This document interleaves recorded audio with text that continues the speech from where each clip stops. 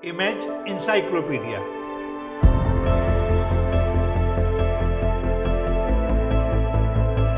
जानकारियों और जिज्ञासाओं की अद्भुत दुनिया। हेलो दोस्तों, अपने इस चैनल के हर वीडियो में हम आपको किसी एक विषय की विश्वसनीय तथ्यों के सहित पूर्ण जानकारी देंगे। ऐसी जानकारी जिसकी तलाश में स्कूल कॉलेज के छात्रों से लेकर सभी तरह के प्रतियोगी छात्र रहते हैं। हमारी ये वीडियो उन लोगों के लिए भी बहुत उपयोगी साबित होंगे जो जनरल नॉलेज में रुचि रखते हैं और कौन बनेगा करोड़पति जैसे कार्यक्रमों में हिस्सा लेकर सफल होना चाहते हैं। तो दोस्तों, आइए आज का वीडियो शुरू करते हैं। लेकिन उससे पहले आपसे एक अनुरोध कि अगर अब तक आपने हमारे इस चैनल को सब्सक्राइब नहीं किया है तो कृपया कर लें और हाँ, बेल आइकन का बटन दबाना ना भूलें, जिससे हर नया वीडियो सबसे पहले आपको मिले। नजर कैद आंग सान सूकी का भारत से क्यों है खास रिश्ता। 19 जून 1945 को तत्कालीन रंगून, जिसे अब योंग कहा जाता है, में जन्मी म्यांमार की लोकप्रिय राजनेता आंग सान सूकी एक बार फिर से नजर कैद हो चुकी हैं। अपने 75 वर्षों के जीवन काल में अब तक सूकी के 20 से ज्यादा साल अकेले रहते हुए नजरबंदी में गुजरे हैं। 1 फरवरी 2021 को जब म्यांमार की सेना ने उन्हें फिर से हाउस अरेस्ट किया तो भारत ने इस पर कड़ी प्रतिक्रिया व्यक्त की। यह स्वाभाविक था क्योंकि सूकी भारत से खास रिश्ता रखती हैं।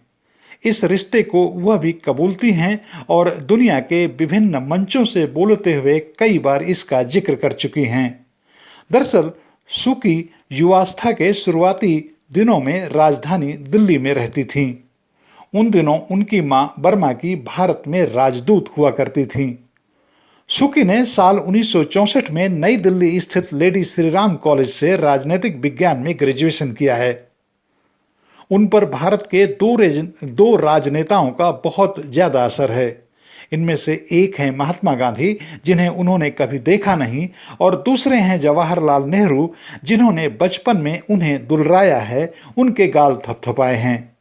60 के दशक में जब सूकी भारत में कॉलेज स्टूडेंट थीं, उन दिनों महात्मा गांधी का युवाओं पर जबरदस्त वैचारिक और आदर्शवादी प्रभाव था।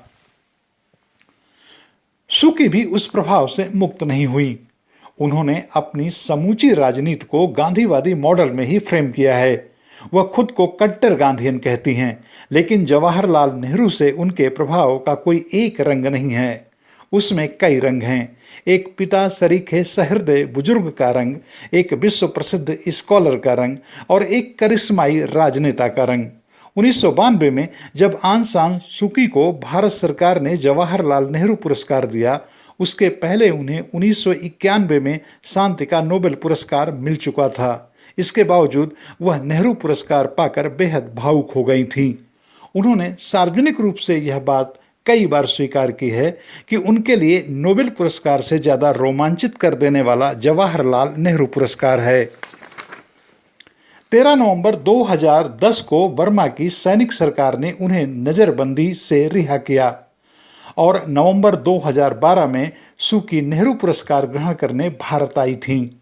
उस दौरान उन्होंने जो वक्तव्य दिया था, उसमें उन्होंने भारत को अपने खास भावनात्मक रिश्तों की कहानी का खुलासा किया था। हम सब जानते हैं कि सूकी के पिता आंग सान बर्मी सेना की स्थापना करने वाले रहे हैं।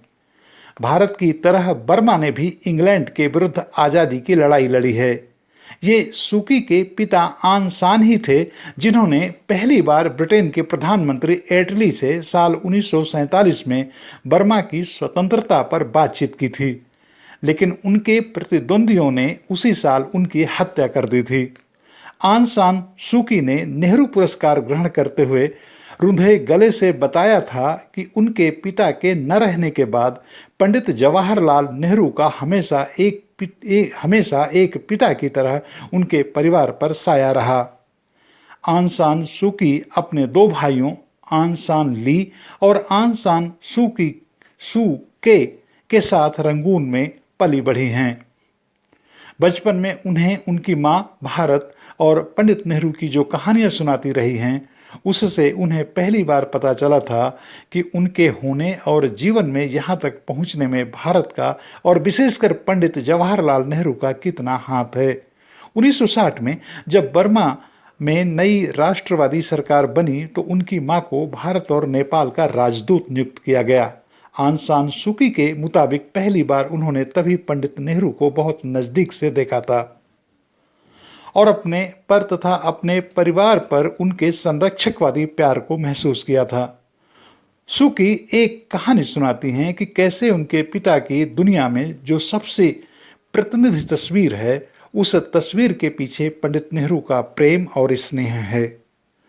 सूकी के मुताबिक जनवरी 1947 में उनके पिता बर्मा की स्वतंत्रता के लिए औपचारिक बातचीत करने के लिए दिल्ली से होते हुए लंदन जा रहे थे। उनके जिस्म पर पीपुल्स वॉलंटियर ऑर्गेनाइजेशन की एक पतली सूती वर्दी थी। पंडित नेहरू ने इसे देखा तो वह तुरंत समझ गए कि इंग्लैंड के बर्फीले मौसम में इस पोशाक के साथ तो उनके पिता एक दिन भी सरवाइव नहीं कर सकते।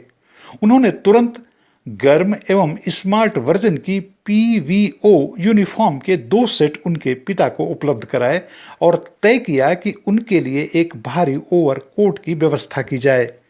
लेकिन समय इतना नहीं था कि आंग सान सू के पिता की नाप लेकर कोई टेलर उनका कोट सिल सकता। इसलिए ब्रिटिश आर्मी के ग्रे कोट को हासिल किया गया और उसे उनके पिता के लायक बनाया गया। आगे का शब्द बोलते हुए सूकी तब भावुक हो गई थी जब उन्होंने कहा उनके पिता की पूरी दुनिया में सबसे ज़्यादा मशहूर फोटोग्राफ जिसमें वह 10 डाउनिंग स्ट्रीट के गार्डन में चहलकदमी कर रहे हैं, वह उसी कोट में है जिस कोट की पंडित नेहरू ने उनके लिए व्यवस्था की थी। आंग सान सूकी के पास भारत से जुड़ी ऐसी अनगिनत कहानियां हैं। जब 2012 में वह भारत आई थीं, तब वह उस लेडी श्री राम कॉलेज भी गई थी जहां उन्होंने 40 साल पहले पढ़ाई की थी, नाटक खेले थे और वहीं की ग्रेट डिबेट से राजनीति का खागा सीखा था। ऐसे में अगर सूकी भारत को अपना दूसरा घर कहती हैं तो इसमें कुछ गलत नहीं है। भारत को इसलिए भी उनकी बार बार नज़रबंदी से बहुत परेशानी है। दोस्तों, यह वीडियो आपको कैसा लगा हमें कमेंट लिखकर ज़रूर बताएं और अगर आप किसी खास विषय पर वीडियो देखना चाहते हैं तो यह भी हमें बताएं। हम उस विषय पर आपको ज़रूर वीडियो दिखाएंगे। इस वीडियो में शोध, आलेख और स्वर लोकमित्र गौतम का था।